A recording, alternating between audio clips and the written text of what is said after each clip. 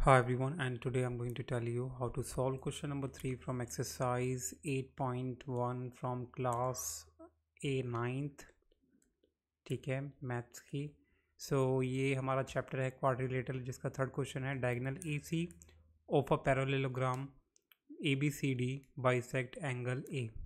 अगर हमारा AC जो डायगोनल है A एंगल को बाइसेक्ट करता है, यानी कि अगर बाइसेक्ट करता है तो ये वाला जो एंगल होगा वो इस एंगल के बराबर होगा, यानी कि DAC बराबर होगा BAC के।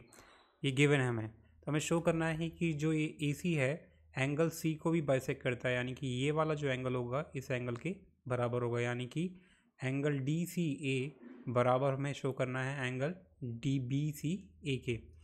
ऑल्सो हमें ये भी शो करना है कि जो ये पूरा पैरेललोग्राम है ये हमारा क्या है, रोम्बस है। रोम्बस यानी कि चारों साइड हमें बराबर भी शो करनी होगी। तो let's start the solution and start the proof guys. सबसे पहले हमारा क्वेश्चन में गिवन क्या है, क्वेश्चन में गिवन है कि जो हमारा ABCD है ये क्या है, इज अ पैरेललोग्राम। पैरेललोग्राम की प्रॉपर्टी क्या होती है, अपोजिट साइड क्या होती है, इक्वल्स होती है। ठीक है, पैरेललोग्राम। तो इस पैरेललोग्राम में आप नोटिस करेंगे कि ये वाला जो एंगल होगा इस एंगल के बराबर होगा, क्योंकि CD और AB आपस में पैरेलल होगी। अगर आपने नोटिस, आपने पहले भी क्वेश्चन सॉल्व किए होंगे जिसमें अगर दो लाइन पैरेलल होती है तो अगर ये दोनों लाइन मिलके ऐसा कुछ Z बनाती है तो ये वाला जो एंगल होगा इस एंगल के बराबर होता है, एंगल 1 एंगल 2 के बराबर होता है। तो इसकी जो ये प्रॉपर्टी होती है इसे हम कहते हैं अल्टरनेट एंगल्स। तो यानी कि ये वाला जो एंगल है ये उस एंगल के बराबर होगा, यानी कि एंगल DCA इक्वल होगा एंगल BAC के, एंगल BAC के। आपको क्या रीज़न देना है, इस एंगल्स को कहते हैं हम alternate interior angle, alternate interior angle.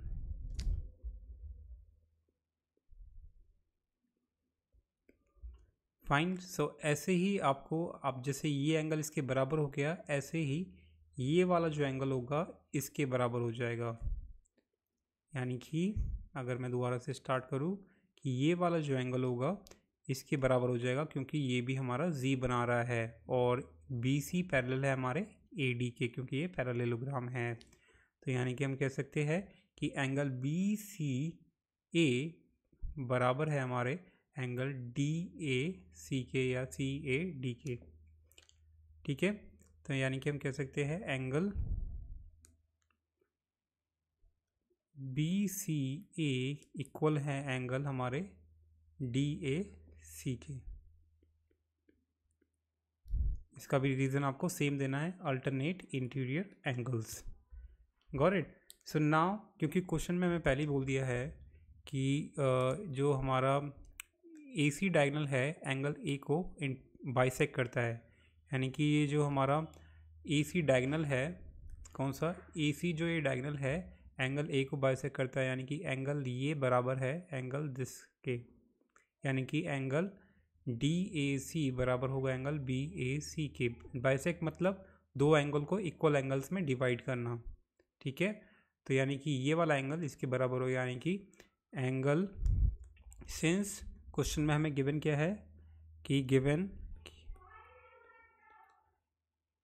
AC हमारा बाइसेक्ट कर रहा है किसको, एंगल को, एंगल A को। सो देयरफॉर हम कह सकते हैं जो एंगल है BAC, एंगल BAC वो इक्वल है एंगल DAC के, DAC के। ठीक है, अब जैसे कि हमें प्रूफ क्या करना है कि जो AC हमारा डायगोनल है वो एंगल C को भी बाइसेक्ट करता है, यानी कि हमें शो करना है कि ये वाला एंगल इस एंगल के बराबर है। ठीक है, यानी कि हमें शो करना है कि BCA एंगल इक्वल है एंगल DCA के।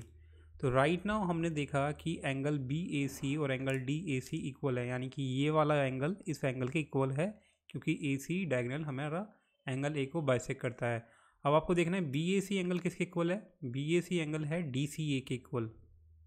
तो यानी कि हम ऐसे कुछ ले सकते हैं डी सी ए। ऐसे ही डी ए सी एंगल हमारा बराबर है बी सी ए के, एंगल बी सी ए के। तो हम देखेंगे चारों जो एंगल है आप एक दूसरे के इक्वल आ चुके हैं। ठीक है, तो आपको क्या करना है, इस तरीके से नहीं लिखना आपको लिखना है पहले ये जो इक्वेशन है इसको इक्वेशन 1 मान लेते हैं, इसको इक्वेशन 2 मान लेते हैं और इसको इक्वेशन 3 मान लेते हैं। तो लेस तो हम लिखेंगे फ्रॉम इक्वेशन 1 2 एंड 3। ठीक है, तीनों इक्वेशन को अगर हम कंपेयर करेंगे तो हम पाएंगे कि जो एंगल बी ए सी, क्योंकि ये इक्वल था हमारा डी ए सी के, और क्योंकि बी ए सी हमारा इक्वल है एंगल डी ए सी के, ऐसे ही डी ए सी हमारा एंगल है किसके इक्वल, बी ए सी के। तो हम यहाँ लिख सकते हैं बी सी ए के। तो यानी कि चारों एंगल आपस में बराबर हो गए, लेकिन हमें शो करना है कि ए सी जो डायगोनल है सी एंगल को बाइसेक्ट करता है, यानी कि ये वाला एंगल इसके इक्वल शो करना है, सी वाला एंगल, यानी कि हमें शो करना है D C A equal to B C A. तो आप देखेंगे इसमें जो एंगल डी सी ए कहाँ गया हमारा, बी ए सी हमारा बराबर होता है डी सी ए के, हमने यहाँ गलत लिख दिया, डी सी ए के बराबर है बी ए सी। बी ए सी किसके बराबर है, डी सी ए के, तो डी सी ए। तो हमने देखा है कि एंगल डी सी ए बराबर एंगल बी सी ए के भी है, तो हम लिख सकते हैं angle D C A equal है एंगल बी सी ए के। तो जैसे ही दोनों एंगल इक्वल हो जाते हैं हम कह सकते हैं therefore diagonal A C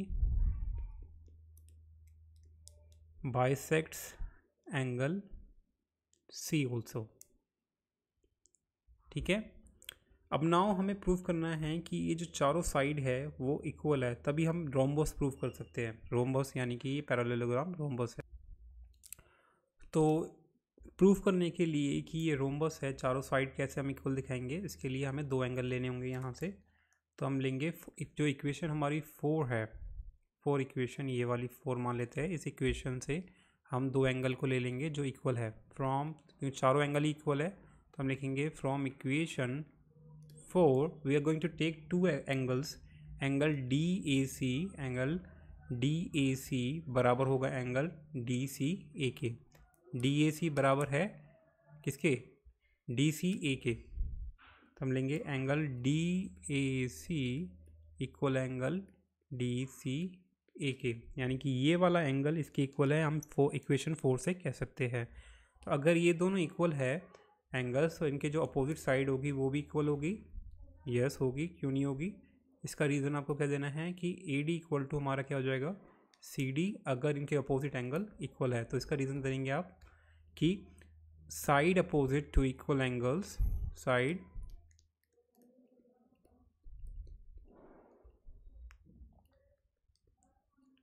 opposite to equal angles are equal. अगर दो हमारे एंगल इक्वल है तो उसके जो अपोजिट साइड होंगी वो भी इक्वल होंगी ट्रायंगल में, तो यानी कि आर इक्वल, ये आपने ट्रायंगल चैप्टर में सीखा होगा। ठीक है, तो इसका रीज़न ये आपको देना है। तो जैसे ही हमारी ये दोनों साइड इक्वल हो जाती है, एंड क्योंकि ये पैरेललोग्राम है, ठीक है, तो हम कह सकते हैं कि पैरेललोग्राम में अपोजिट साइड इक्वल होती है, यानी कि A B equal to C D होगा। However A B equal to हमारा सी डी होगा and opposite side A D equal to B C होगा, B C equal to A D होगा। और क्योंकि हमारा ए डी दे रखा है, अगर हम इनको कंपेयर करेंगे, इक्वेशन इसको आप 5th मान लें और इसको आप 6th मान लें, तो अगर हम इनको कंपेयर करेंगे आपस में from equation 5,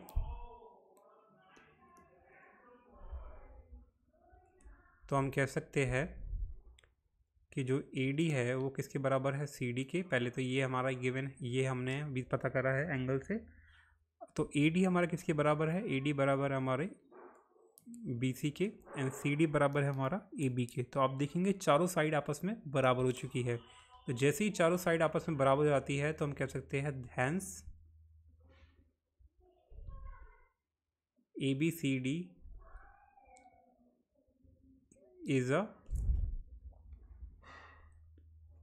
rhombus. Fine, so this is how we can prove this question. So I hope you enjoyed this question. I hope you like it. Yeah, subscribe for more video guys. Till then, bye bye.